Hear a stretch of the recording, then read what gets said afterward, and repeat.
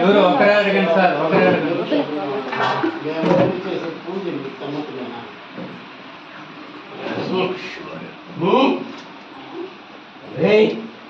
వాడు తప్పించుకున్నాడు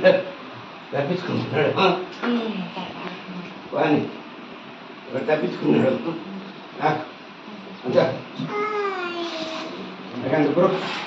ఏదో చేసుకుని మాట ఇవ్వడని ఏంట్రా ఎవరు నిలబడరా ఎవరో రాండ్రా ముందుగా నాకు ఒక నీడ నేర్పిస్తారా ఎవరు మాట్లాడరా మాట ఏంట్రా తప్పకుండా చేపిస్తాను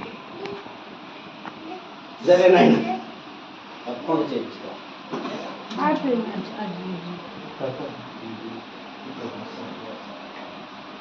ఇంటికి రాను నేను చేస్తాను లక్షణంగా మనం చూస్తుంటాను పేరం రాను ఈరుడు అజందుడు మేమంతా ఒకటి అయ్యి గుడికి ఆనందంగా వచ్చాను.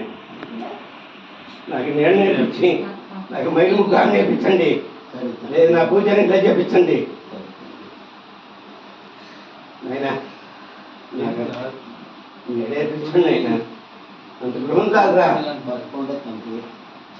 మాట ఇచ్చినారు, ఈ మాట నెరవేరుస్తాను. మీకే కోరకూడదు, అది నెరవేరుస్తాను రా. నెరవేరుస్తాను ఆయన. రే నువ్వు అనుకుని కొరకు నెరవేరుస్తాను రా. నిలబడి ఆయన. ఓ మరహన నారాయణ.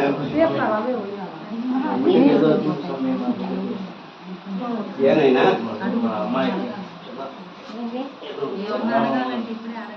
ఇస్తాను రా. మానగాడికి మనం సరైన స్నానం చేసి కానీ నేను నమ్ముకొని ఇస్తాను. 3 మాసాల గంట సంతానం ఇస్తాను. సంతానం ఉంది. పోయింది కదా చెప్తున్నారా? చెప్తున్నారు. మగబిడ్డ సంతానం మగబిడ్డ ఉంది సంతానం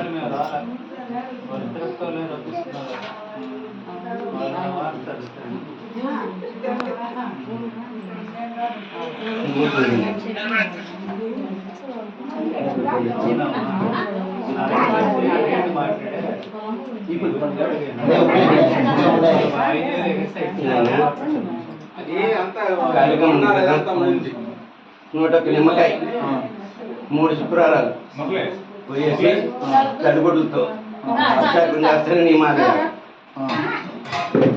అర్థమైందా? 3 వారాలు అభిషేకం అవుతారని నీ మారేయాలి. చేసుకుంటావా?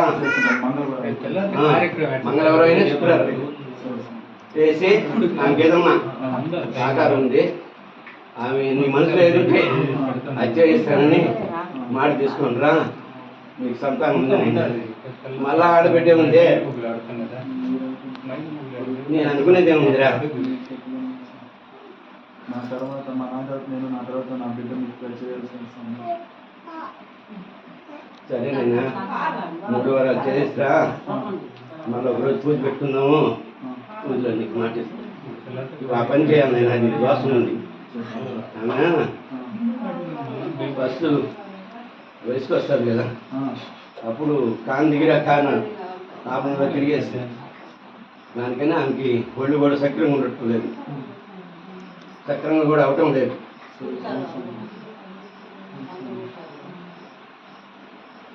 దానివల్ల ఉంది. ఇంకా 2 సంతానాలు ఉన్నాయి.